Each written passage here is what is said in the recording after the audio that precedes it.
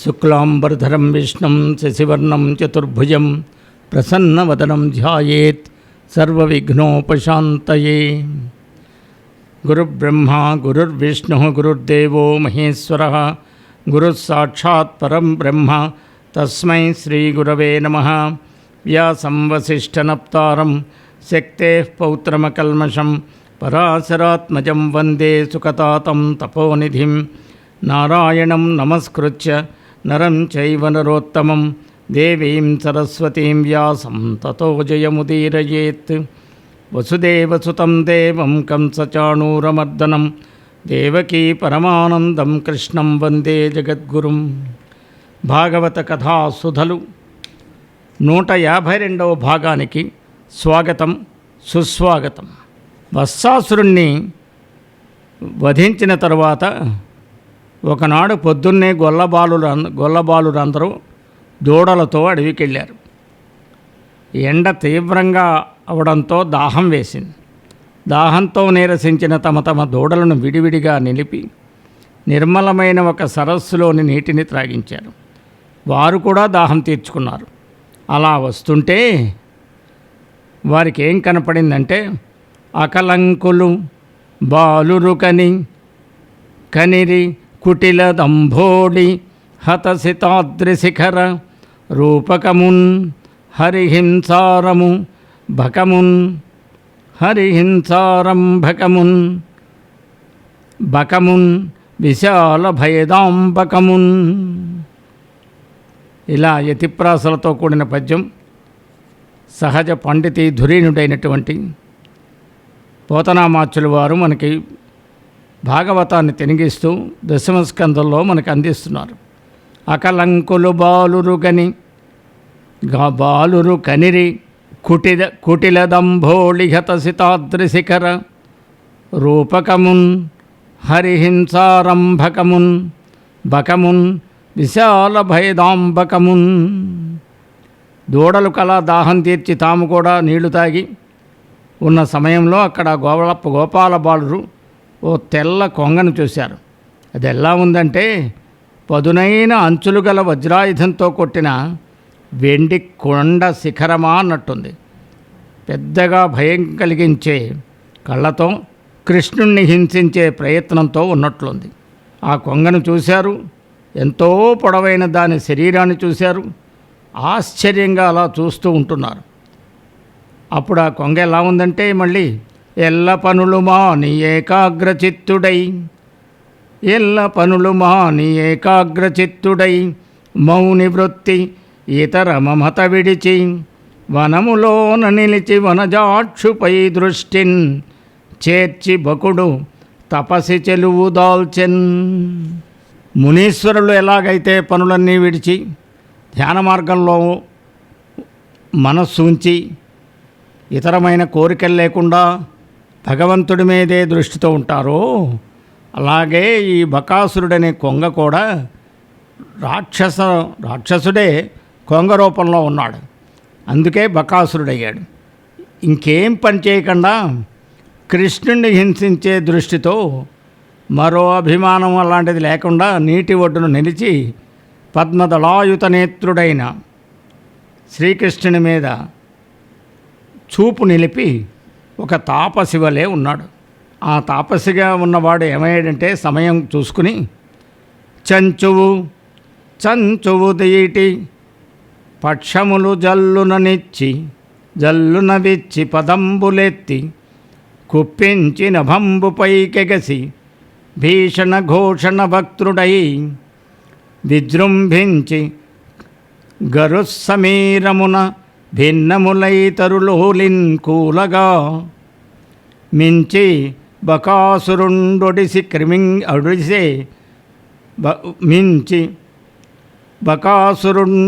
మృంగే సహిష్ణుని చిన్ని కృష్ణునిన్.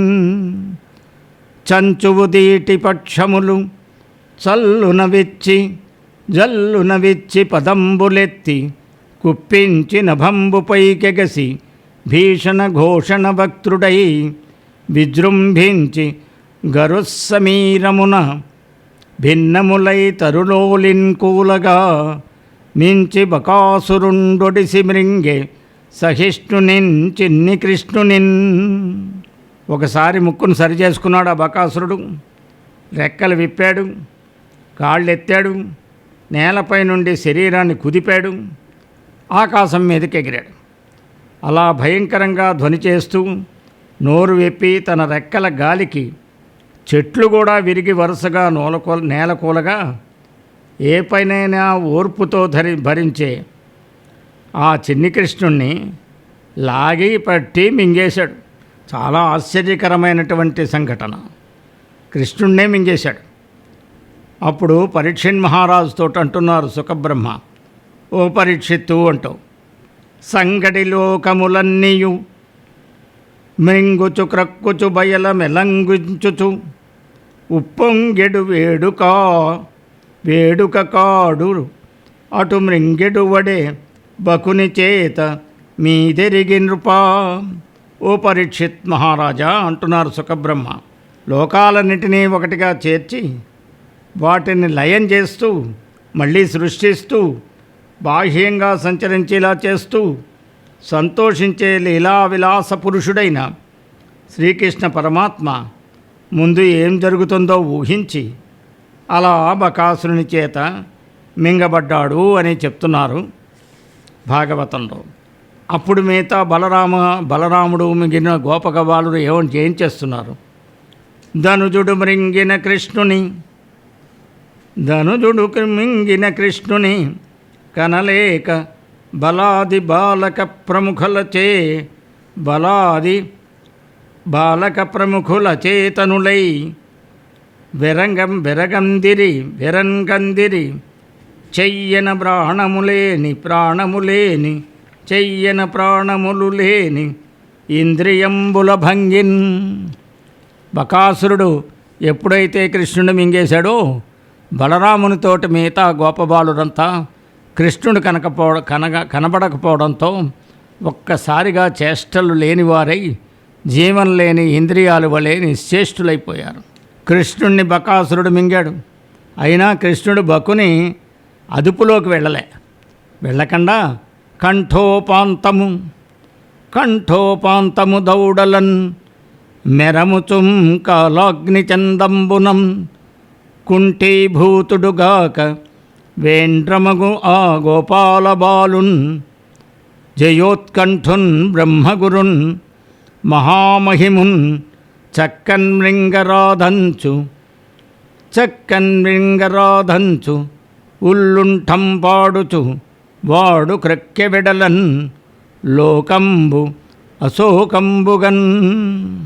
ఆ బకుడు కృష్ణుని మింగేసరికి అతని అంగిలి దవడలుంటాయి అటూ ఇటూ మెదుపుతూ ప్రళయకాలంలో అగ్నిలా శ్రీకృష్ణుడు మొక్కవోని పరాక్రమంతో తీవ్ర తాపాన్ని కలగజేస్తుంటే అలా విజయం పొందాలనుకుంటున్న బ్రహ్మకే తండ్రి అయిన అణిమాది మహిమలతో నిండి ఉన్న బాలకృష్ణుడిని మింగడం సాధ్యం కాదని తలచి కృష్ణుణ్ణి నిందిస్తూ లోకాన్ని సుఖమయం చేసేలా బకుడు కృష్ణుణ్ణి బయటకు కక్కేశాడు.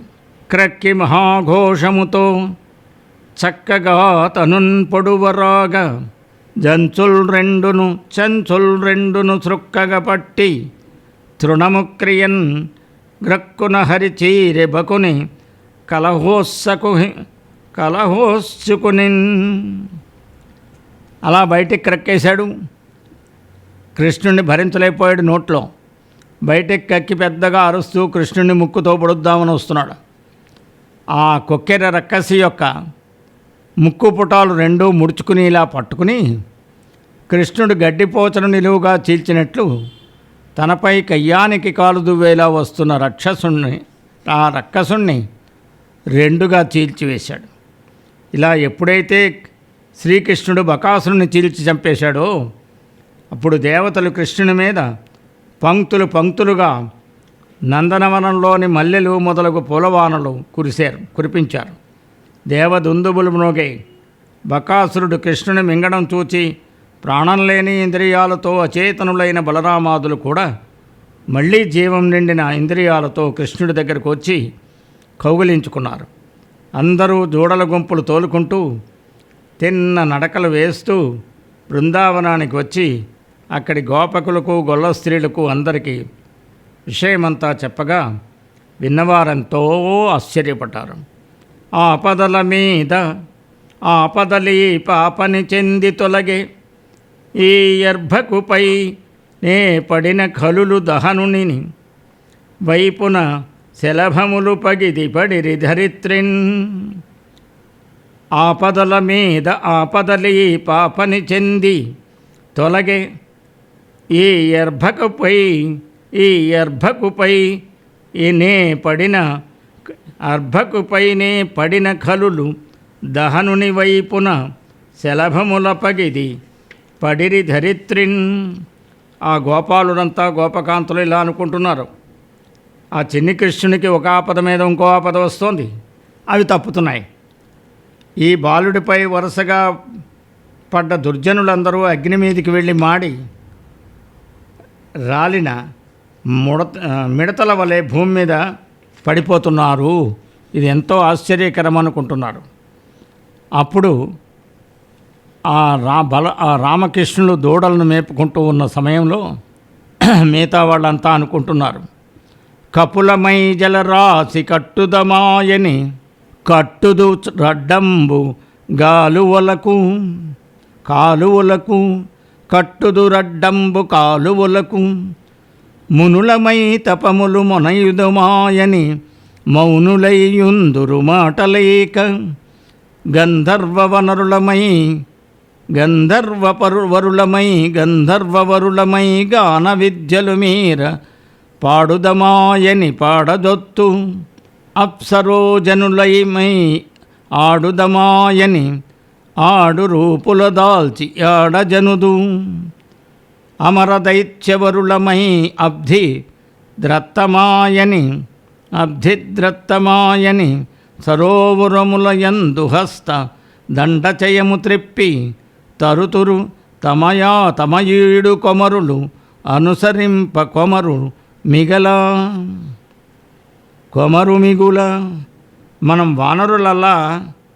మనం వానరుల్లా సముద్రానికి సేతువు కడదామంటే అక్కడున్న కాలువలపై ఆనకట్టలు కట్టేశారు, అడ్డకట్టలు కట్టారు.